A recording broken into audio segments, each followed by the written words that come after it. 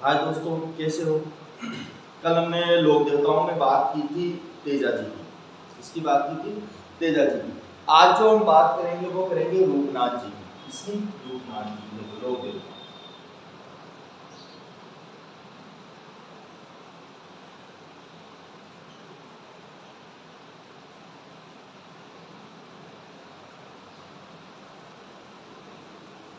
रूपनाथ जी, रूपनाथ जी के जो माता पिता थे,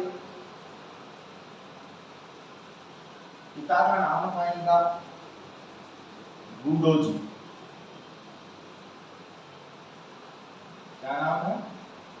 बूडो जी। जबकि माता का नाम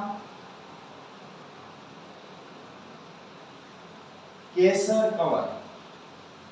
क्या नाम है? केसर कंवर। तो देखो, इनके जन्म की अगर मैं बात करूं तो आपको पता होगा कि जो ये रूपनाथ जी है ये बाबू जी के भतीजे। क्या है? बाबू जी के भतीजे। जब जीवनराम खींची की गायों को सॉरी देवल चारणी की गायों को बचाने के लिए जब बाबूजी अपने 3 फेरे कंप्लीट कर जब युद्ध करने जाते हैं तो उस समय बाबूजी के साथ में इनके भाई बूडो जी भी इनके साथ जाते हैं और इनके जितने भी मित्र थे चांदा, डामा और हरमल, ये सारे युद्ध करते हुए वीर गति को प्राप्त होते हैं। कहने का मतलब ये है कि रूपनाथ जी के पूरे परिवार को, मतलब एक पुरुष भी इसमें जीवित नहीं छोड़ा था जीवनराम खींची ने जब यह युद्ध लड़ा गया था देवल चारणी की गायों को बचाने के लिए। तो देखो, जब कोई भी नहीं बचता और जीवनराम खींची वापिस जायल नागौर चला जाता है, तब रूपनाथ जी की माता जो थी केसर कंवर, ये केसर कंवर चली जाती है गिरनार गुजरात। कहां चली जाती है? गिरनार गुजरात। गिरनार गुजरात क्या है? केसर कंवर का पीहर। क्या है? पीहर। और यहीं जाकर जो रूपनाथ जी होते हैं उनको जन्म देती है। तो ध्यान रखना कि गिरनार गुजरात में रूपनाथ जी का जन्म हुआ था। रूपनाथ जी का जन्म हुआ। ठीक है? तो देखो किस प्रकार से कि जब बाबूजी के परिवार में कोई नहीं बचता है तब केसर कंवर कहाँ चली जाती है? अपने पीहर गिरनार गुजरात में, और वहीं पर एक बच्चे को जन्म देती है और उसी बच्चे का नाम था रूपनाथ। ठीक है? देखो आगे बात करते हैं। जब बाबूजी के परिवार में कोई जीवित नहीं रहता है तो जब जीवनराम खींची अपने जायल नागौर में पहुंचता है तो वहां पे सारे के सारे जितने भी सैनिक वगैरह थे ये सब जीवनराम खींची के क्या लगा रहे थे? नारे लगा रहे थे कि जिंदाबाद जिंदाबाद, जीवनराम खींची जिंदाबाद, युद्ध में विजय हो गया, विजय हो गया, विजय हो गया, विजय हो गया। अब होता यह है कि जो बाबूजी की बहन, मैंने क्या कहा था लास्ट जब बाबूजी पढ़ रहे थे, तो बाबूजी के जो बहनोई थे, मतलब जीजाजी जो थे वो कौन थे? जीवनराम खींची। तो जीवनराम खींची के यहाँ जो बाबूजी की बहन थी पेमदे, इस पेमदे का जो विवाह हुआ था वो हुआ था जीवनराम खींची से। जीवनराम खींची। और ये कौन है? जायल नागौर के शासक। जायल नागौर के शासक। तो भाई युद्ध में सारे बाबूजी के पूरे परिवार को जीवनराम खींची खत्म कर देते हैं, एक भी कोई पुरुष नहीं बचता है। और सारे जब जायल नागौर पहुंचते हैं तो जीवनराम खींची के जयकारी के साथ पहुंचते हैं। तो जो पेंदे थी उस समय क्या है कि छाछ बना रही थी। क्या बना रही थी? छाछ बना रही थी। तो उसने सुना कि भाई जीवनराम खींची की जय जयकार हो रही है, जय जयकार हो रही है, जय जयकार हो रही है। तो जय जयकार आखिर हो किस चीज की रही है? अब क्योंकि पेंदे को पता नहीं कि पेंदे के पूरे पीहर पक्ष में जितने भी पुरुष थे उन सबको सबकी हत्या या उनको युद्ध में मार दिया गया है। किसके द्वारा? जीवनराम खींची के द्वारा। अब ये बात पता नहीं होती है, तो जब जीवनराम खींची महल में प्रवेश करता है तो उस समय वो छाछ बना रही थी, तो छाछ बना रही थी उसी समय पूछ लेते हैं दासी से कि भाई किस चीज की जय जयकार हो रही है। तो जो दासी थी वो कहती है कि आपके जो पूरे परिवार थे, बाबूजी राठौड़, बुडो जी और जितने भी पुरुष थे आपके परिवार में, उन सभी को मार के हत्या कर दी गई है। किसके द्वारा? जीवनराम खींची के द्वारा, युद्ध में। बस इतना कहते ही तो पेमदे का कलेजा फटा का फटा रह जाता है। और उसी समय छाछ बनाते हुए ये प्रण करती है कि जब तक मैं जीवनराम खींची के खून की छाछ नहीं बना लूंगी तब तक मैं जीवनराम खींची से नहीं मिलूंगी। तो ऐसा प्रण कौन करती है? बाबूजी की बहन पेमदे, और पत्नी किसकी है? जीवनराम खींची की। तो एक बार आप इसको उतारो, फिर हम आगे बढ़ते हैं। ध्यान रखना एक चीज कि ये रूपनाथ जी का जो बचपन का नाम है, बचपन का नाम वो है झरडोजी। क्या नाम है? झरडोजी। ध्यान रखना इस चीज का। एक बार उतारो, फिर आगे बढ़ते हैं।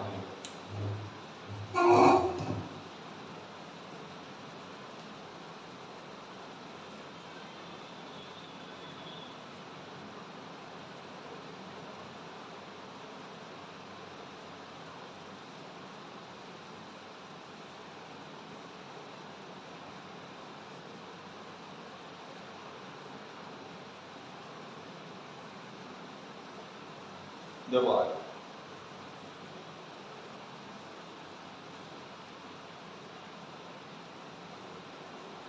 तो ध्यान रखना कि जब इनके परिवार में कोई जीवित नहीं बचता तो केसर कुंवर कहाँ चली जाती है? अपने पीहर गिरनार गुजरात, और वहां जाकर किसको जन्म देती है? झरडोजी को, मतलब कि रूपनाथ जी को। ठीक है, आगे बढ़ते हैं। कहते हैं कि रूपनाथ जी 10 वर्ष की आयु में, 10 वर्ष की आयु में गुजरात के नामी योद्धा बन जाते हैं। गुजरात के नामी योद्धा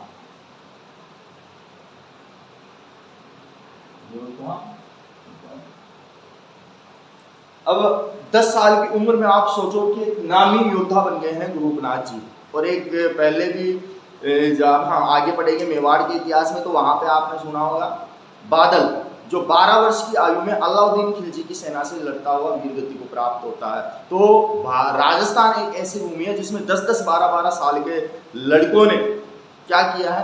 युद्ध किया है और वीरगति प्राप्त की है। और आज के 10-10 और 12-12 साल के लड़कों से 10वीं पास नहीं होती है, 10वीं पास नहीं होती है, या 10वीं क्लास में होते ही नहीं है पहली बार।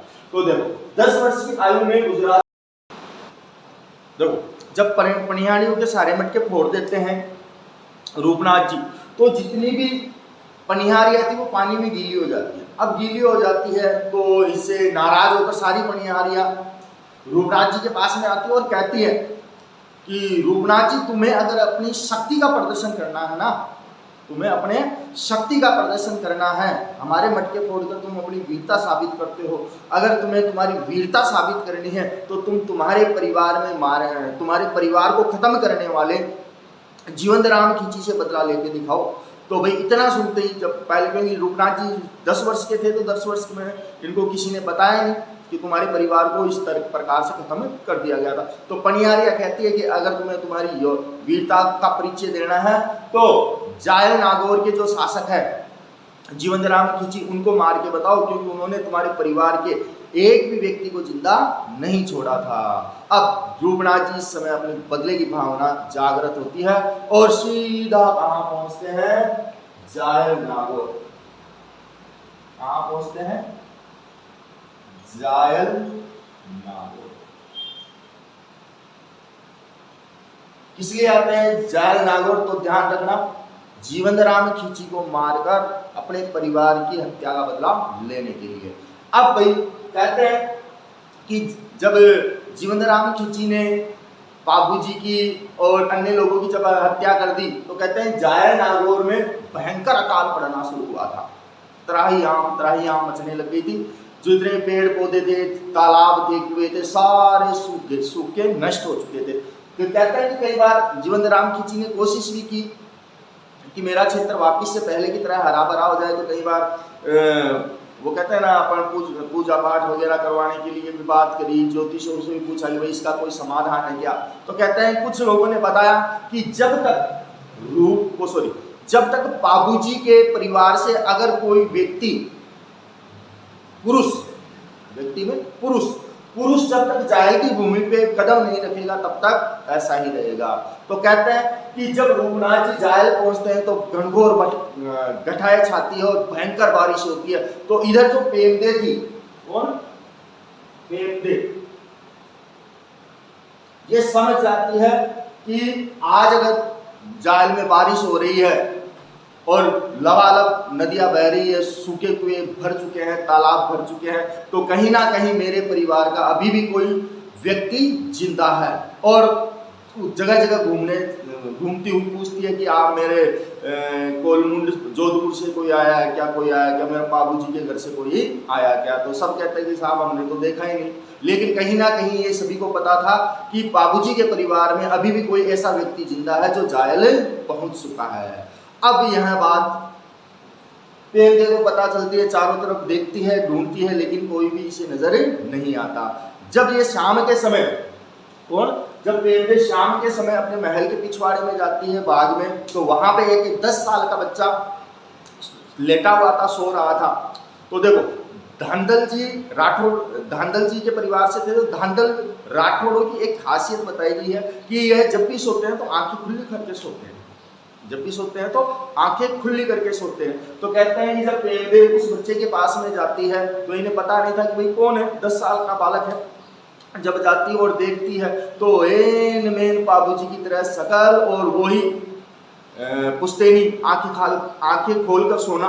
अब यह देखते ही जान जाती है कि भाई यही मेरे परिवार से आया हुआ कोई व्यक्ति है।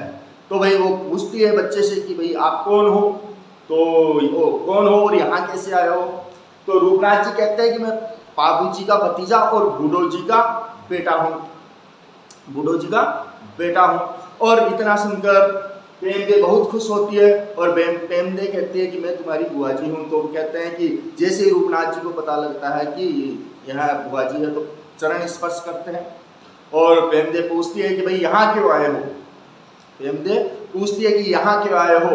तो रूपनाथ जी कहते हैं कि बुआ जी मैं तुम्हें विधवा करने आया हूँ। तो और यह सुनकर जब पेमदे सुनती है कि भाई रूपनाथ जी यहाँ पे मेरे को विधवा करने आए हैं, तो पेमदे बड़ी खुश होती है और कहती है कि मैं भी विधवा होनी चाहती हूँ, क्योंकि यह चूड़ियों की खनक मुझे अब अच्छी नहीं लगती। तो कहते हैं बुआ और भतीजे योजना बनाते हैं, रात को पहले खाना खा के सो जाते हैं और फिर जैसे ही सुबह होती है, मतलब कि सवा पहर का समय, मतलब कि 10 साढ़े 10 बजे के बीच का समय, तो उस समय जो पेमदे थी, पेमदे अपनी दासी को बुलाती है और कहती है कि जाओ बोलो जीवनराम खींची को रानी उनसे मिलना चाहती है। क्योंकि योजना पहले से तैयार थी कि भाई जीवनराम खींची जैसे आएगा तो उसकी हत्या कर दी जाएगी। तो भाई दासी जाती है और बुलाती है। 10 साल तक उसका जीवनराम खींची का चेहरा नहीं देखा था। तो जीवनराम खींची भी उत्तेजना कह लो या कुछ और चीज कह लो, आता है। और जैसे ही वो पहले क्या होता है कि छोटे से दरवाजे होते थे, गर्दन झुका के आना पड़ता था। तो कहते हैं कि जैसे वह अंदर पेमदे के महल में प्रवेश करता है गर्दन झुकाकर, तो साइड में छिपे हुए थे रूपनाथ जी। और रूपनाथ जी ने देखा कि वह उनकी गर्दन झुका के बाहर अंदर महल में प्रवेश कर रहे हैं। तो उसी समय जीवनराम खींची की गर्दन धड़ से अलग कर दी। और गर्दन अलग होते ही कहते हैं कि जो पेमदे थी वो अपने छाछ बनाने की जो मटकी होती है वो मटकी लेके आती है और लाके खड़ी हो जाती है। और जितना भी खून निकलता है जीवनराम खींची का वो सारा का सारा मटकी में भर लेती है। और मटकी में भरने के बाद में बैठ जाती है भाई साहब छाछ बनाने। क्या करती है? छाछ बनाने। तो इस प्रकार से पेमदे अपने ही पति के खून की छाछ बनाती है। और आज भी राजस्थान में फेमस है कि सवा पहर के बाद, मतलब 10 साढ़े 10 बजे के बाद में छाछ नहीं बनाई जाती है। ठीक है, तो ये कहानी थी रूपनाथ जी की। कहते हैं कि रूपनाथ जी यहाँ से भागते हैं और भागकर एक स्थान पर पहुंचते हैं जिसका नाम था जाजवा। और जाजवा पड़ता है बाड़मेर में। कहां पे? इसकी हत्या करके जीवन राव खींची की हत्या नहीं कहेंगे, वध ही कहेंगे इसको, वध किया। और वध कर जब जीवनराम खींची की सेना पीछे पड़ जाती है तो ये भागकर कहां पहुंचते हैं? जाजवा बाड़मेर। और यही जाजवा बाड़मेर में गोरखनाथ जी को गुरु बनाया। क्या बनाया? गुरु बनाया। और गुरु बनाने के साथ ही कहता है कि यहीं पर रूपनाथ जी ने तपस्या की और यहीं पर इनका मंदिर भी है, जाजवा बाड़मेर में। इसके अलावा अगर बात की जाए तो भाई और क्या चीजें पूछी जाती है रूपनाथ जी के बारे में, तो ध्यान रखना। कहते हैं कि यहाँ पे लोग इनसे मिलने आते थे और पूछा करते थे कि महाराज आप कौन हो। तो कहते हैं परेशान होकर जाजवा बाड़मेर से ये कहाँ चले जाते हैं? शंभू दोरा बीकानेर। और फिर यहाँ पे भी ये क्या करते हैं? तपस्या करते हैं। अब तपस्या यहाँ पे भी कर रहे हैं, यहाँ पे भी लोग इनसे मिलने आ रहे हैं और पूछ रहे महाराज आप कौन हो। और रूपनाथ जी अपने बस तपस्या में लीन, किसी से बोलना नहीं, किसी को कुछ कहना नहीं। अब यहाँ से भी ये बार बार पूछने से यहाँ से भी ये कहाँ चले जाते हैं? आगे कोलमुंड जोधपुर। कहाँ चले जाते हैं? कोलमुंड जोधपुर। और कोलमुंड जोधपुर से भी ये आगे कहाँ पहुंचते हैं? फिर काली डूंगरी अलवर।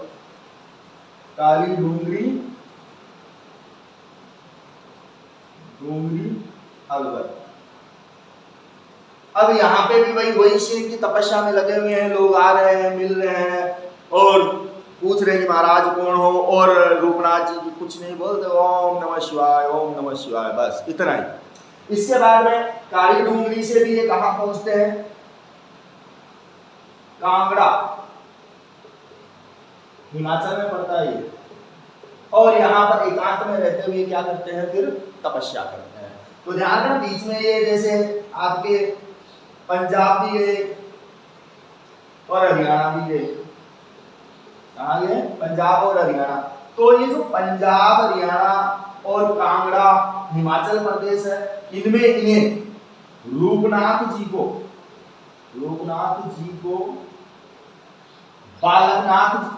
बालकनाथ के नाम से जाना जाता है। बालकनाथ के नाम से प्रसिद्ध। क्योंकि भाई 10 वर्ष का बच्चा क्या कर रहा है? तपस्या कर रहा है और बच्चे की तरह है, तो भाई बच्चे के नाम से इनका नामकरण क्या कर दिया गया? बालकनाथ।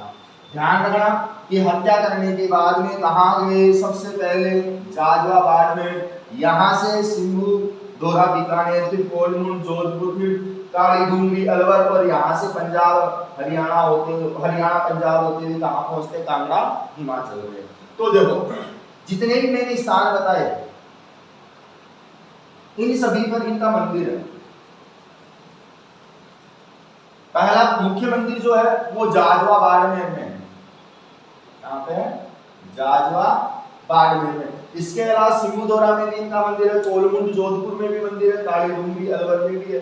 इसके अलावा पंजाब, हरियाणा और कांगड़ा हिमाचल प्रदेश में भी है। हिमाचल कहाँ पे है? हिमाचल प्रदेश में भी इनका मंदिर है।